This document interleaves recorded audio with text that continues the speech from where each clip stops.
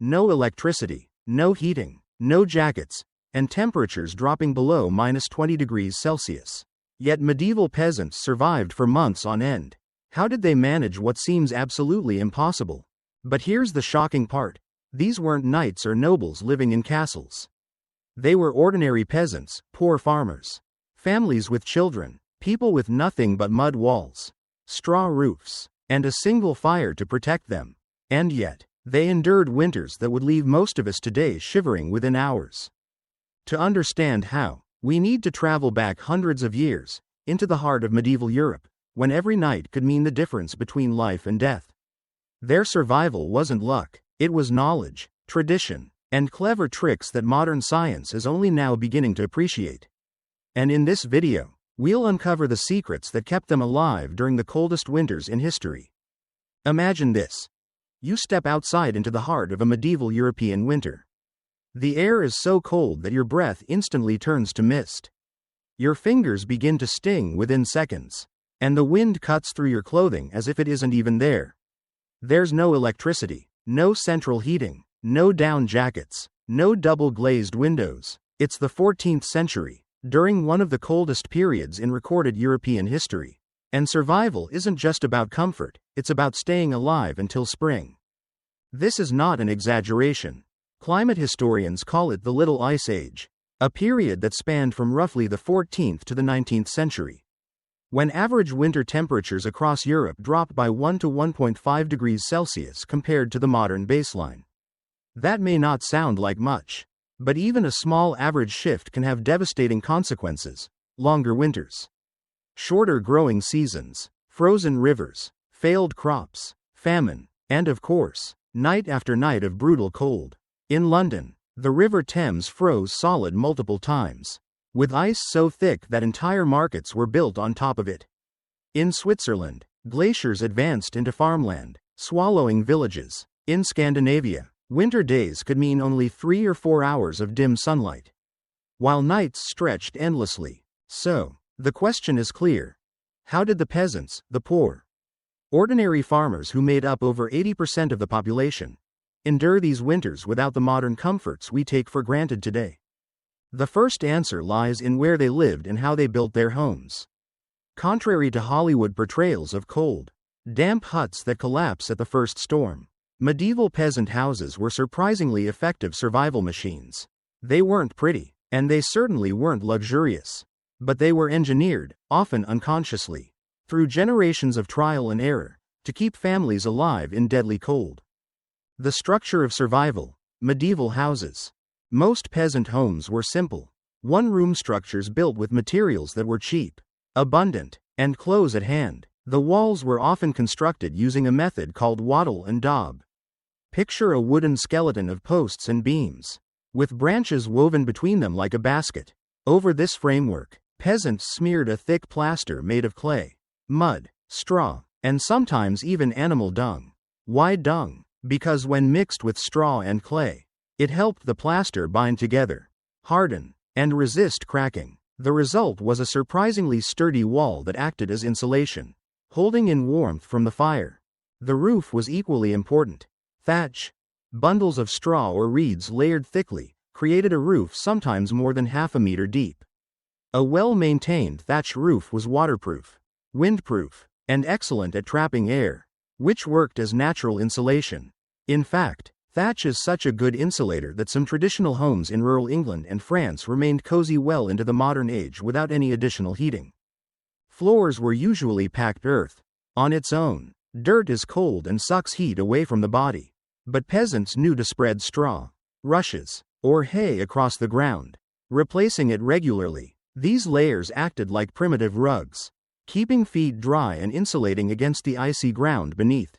But perhaps the most ingenious trick was this. Peasants often shared their living space with animals. Chickens, pigs, goats, and especially cows would be brought into the house or a connected barn during the coldest months. This wasn't just about convenience or protection from predators. It was about warmth. A single cow can radiate as much as 1 to 1.5 kilowatts of heat, roughly the same as a small modern space heater. Imagine a family of 6 huddled in one corner of the room. while 2 or 3 cows stood quietly on the other side. The combined body heat could raise the temperature of the room several degrees. Enough to make the difference between shivering in misery and actually sleeping through the night. Windows and doors. Fighting the drafts.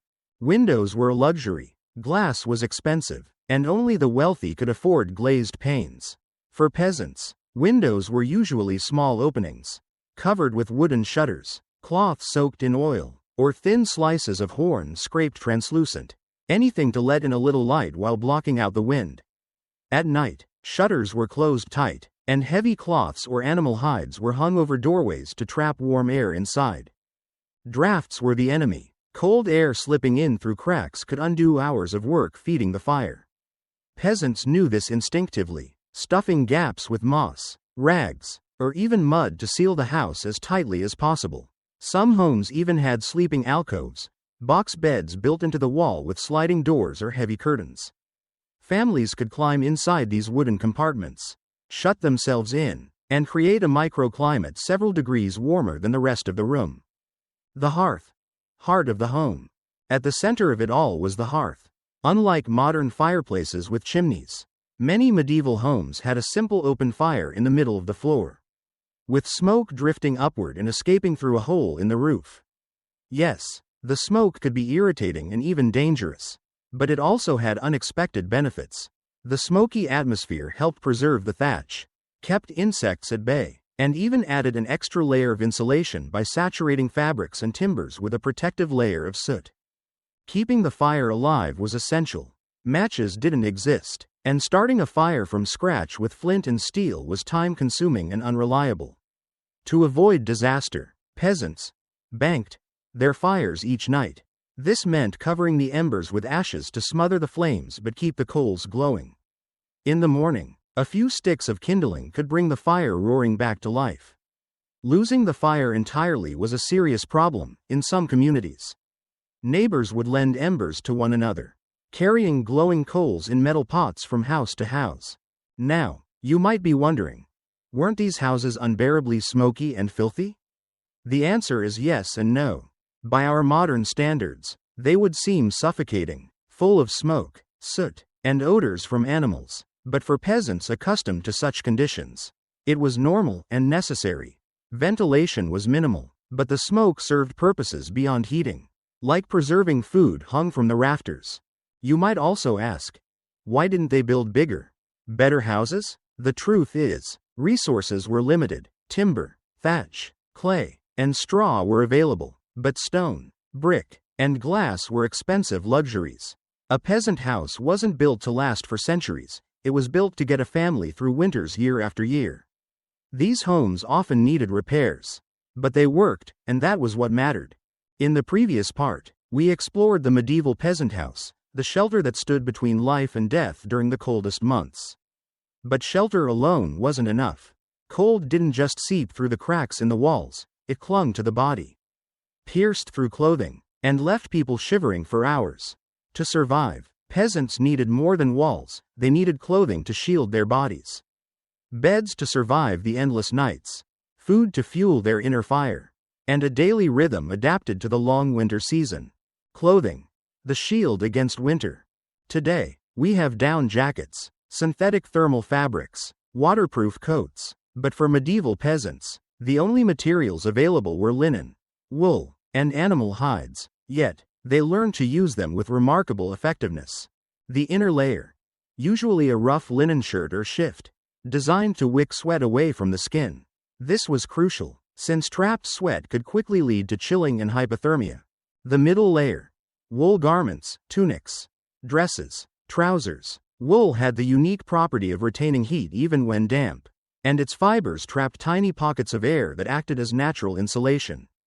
The outer layer, heavy cloaks, often of thick wool or sheepskin, sometimes coated with oil or animal fat to repel water and block the wind. Peasants also paid special attention to the head, hands, and feet, the most vulnerable parts of the body. They wore wool caps or hoods. In northern Europe, sheepskin hats with fur linings were common. Hands were wrapped in wool mittens or strips of cloth. Shoes were simple leather, but peasants stuffed them with dry straw or reeds. This created an improvised sock that both insulated and could be replaced when damp. Interestingly, archaeological studies have found traces of animal fat on medieval cloaks, suggesting that peasants often rubbed tallow or sheep fat into fabric to make it wind and water resistant, a survival trick that would be echoed centuries later by soldiers in the field. Beds. Not just a place to sleep, but a fortress of heat. If you picture a medieval bed like a modern one, you'd be surprised. Straw mattresses. The most common bed, made by stuffing straw into coarse linen sacks. Straw was cheap and provided good insulation, though it had to be replaced regularly to avoid mold. Covers. Thick wool blankets or animal hides. In Scandinavia, reindeer and sheepskins were prized for their warmth. Box beds. In France and Scotland, peasants often used enclosed wooden beds with sliding doors or heavy curtains. Once inside, the small compartment created a microclimate much warmer than the room outside. Perhaps the most effective survival tactic was communal sleeping. Families, parents and children, often shared a single bed or slept huddled together. This wasn't simply due to lack of space, but because shared body heat could keep everyone warmer through the night. It's the same principle survival experts today call body heat sharing. Another clever trick was to bring fire into bed. Peasants heated stones or bricks in the hearth, wrapped them in cloth, and placed them under the covers. In Germany, people even used bed warmers, metal pans filled with embers, slipped under the bed. Of course, this came with risks: fire, burns, and suffocation. But when temperatures dropped dangerously low, it could be the difference between life and death. Food. What did they eat to survive winter? A cold body needs more calories to produce heat. But with no supermarkets and no refrigeration, what did peasants eat when snow covered the fields? Pottage. The quintessential medieval dish. A thick stew that simmered all day over the hearth. It contained grains, barley, oats, root vegetables, turnips, carrots, beets, beans, and sometimes scraps of salted meat or bones for flavor. It was filling, warming, and endlessly adaptable. Salted meat and dried fish, during summer and autumn. Peasants preserved meat and fish with salt or smoke. These stores provided protein during the lean winter months. Stored vegetables, turnips, cabbages, onions, and garlic were kept in root cellars or buried under straw for insulation. Drinks. Homemade ale was safer than water and provided calories. Herbal teas and spiced wine were also used to warm the body during cold evenings. A steaming bowl of pottage wasn't just a meal, it was fuel for survival, helping bodies generate the heat needed to make it through long, freezing nights. Medieval peasants understood instinctively that eating hot, drinking hot was one of the most reliable ways to stay warm. Winter lifestyle. Adapting daily life to survive. Winter transformed every aspect of peasant life. Less outdoor work. Farming halted, except for tending livestock. Indoor activities. Peasants turned to weaving, mending clothes, basket making, tool repair. Winter was the season of craftwork and preparation. Lighting and fire. With little daylight, they relied on tallow candles and rushlights, reeds soaked in animal fat. These gave dim light, but just enough to keep working and add a touch of warmth. Community and spirit. Peasants gathered together, shared meals, told stories, sang songs, and passed down knowledge. In Spain, villages even held winter fiestas, communal gatherings around large fires to stay warm and keep spirits alive. Another fascinating habit was segmented sleep. Medieval people often slept in 2 shifts. The first sleep, from dusk until midnight. Then a period of wakefulness for 1 to 2 hours to pray, tend the fire, or talk quietly, before drifting into the second sleep until morning. This rhythm matched the long winter nights and made survival more manageable. Did people freeze to death often? Yes. Despite these survival strategies, harsh winters still claimed lives, especially children and the elderly. Why didn't peasants invent fireplaces earlier? The wealthy did, from the 12th century onward. But stone chimneys and large hearths were far beyond the means of peasants. Wasn't it filthy to sleep with animals? Absolutely, but peasants weighed the trade-off. The cold could kill swiftly, while filth only made life unpleasant. In part 1, we explored the house. In part 2, We focused on clothing, bedding, and food, but even with these material defenses, survival through the harshest winters required something more. There was another power, invisible yet decisive: the strength of community, the role of faith, and the resilience of the human mind. If you imagine winter life as nothing but isolation and cold, then for medieval peasants, the reality was different. Winter was the season when people drew closer, shared what little they had, and fought the cold together. The strength of community, when the village became one family. Medieval peasants rarely lived in isolation. They clustered in villages where everyone knew each other. This closeness created a survival network. Sharing fire. If one family's fire went out, they went to a neighbor to borrow embers. In many regions, giving fire was seen as a moral obligation. Refusing was almost unthinkable. Sharing food. During famine winters, villagers held communal meals to ensure no one was left starving.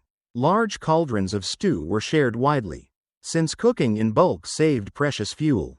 Working together, peasants joined forces to chop firewood, repair thatched roofs, or build windbreaks. The spirit of the whole village working as one turned enormous tasks into manageable ones. In winter, loneliness could kill the spirit faster than frostbite. Community was a wall of warmth just as essential as the clay walls of their houses. Winter festivals. Joy in the cold. What's remarkable is that even in the bleakest months, peasants found ways to celebrate. Why? Because festivals were both psychological survival tools and a way to keep hope alive. Yuletide, Northern Europe, rooted in pagan traditions, marking the rebirth of the sun after the longest night of the year.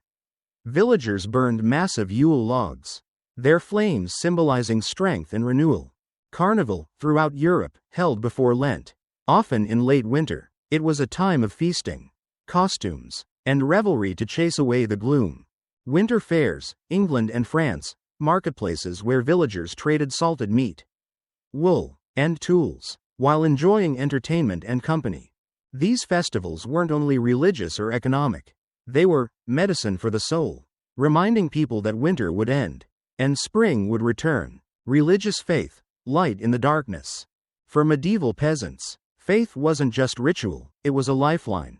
The church as a winter center, it was often the warmest building. A gathering place for prayer and community support. Prayer and ritual. Peasants prayed not just for their souls, but for strength to endure hunger and cold. Belief in divine purpose. Many saw suffering as God's test, and surviving it as proof of faith. In this way, religion acted like an invisible cloak of warmth, giving meaning to hardship and helping peasants endure what might otherwise have broken them. Psychological resilience. Why didn't they collapse? Picture this. A 14-hour night. Snow piled outside. Temperatures at -20 degrees Celsius. You are confined in a smoke-filled hut. Crowded, dark, and stifling. What kept them from despair? The answer: adaptation of the mind and acceptance of hardship as part of life. Medieval peasants didn't expect comfort. They grew up in harsh conditions, so they faced them with calm endurance. They built daily rhythms that matched the season. Work by day, rest at dusk, tell stories, sing, share time together. They transformed difficulty into routine. This psychological flexibility was as vital as any cloak or fire. Survival lessons for today. The story of medieval peasants fascinates us because their techniques are still relevant. In a modern world vulnerable to blackouts, energy shortages, or disasters, their wisdom remains powerful. Stay close together. Share body heat. Sleep in groups. A method still taught in survival training today. Eat hot, energy-rich food. Soups and stews fuel the body to generate heat longer than cold meals. Build community bonds. No one survives alone. Human networks are the strongest weapon. Mental adaptation. Accept hardship. Keep spirits high. Turn crisis into normalcy. This is how to outlast any winter. Across these three parts, we've seen the full survival picture, from shelter, to clothing, beds, and food, to finally community and spirit. Together, they formed a complete system of resilience. Looking back, we see that medieval peasants, poor, deprived, and seemingly powerless, survived not just because of houses, clothing, or food, but because of community and resilience. They turned brutal winters into lessons of endurance and ingenuity. And perhaps that's something we, in our modern age of comfort, must remember. Humans are far stronger than we think, when we stand together. When we share, when we keep faith. Snowflake, what about you? Do you think if you had to face a winter without electricity or heating, you would survive thanks to technology or spirit? Share your thoughts in the comments below. Right finger if you found this story fascinating and want to uncover more hidden secrets of history. Don't forget to hit like, subscribe to the channel, and turn on the notification bell, because in upcoming videos, we'll continue uncovering the extraordinary truths behind what once seemed ordinary in the lives of our ancestors. Push pin and share this video with your friends, so more people will see that sometimes the answers to our present lie hidden in the past.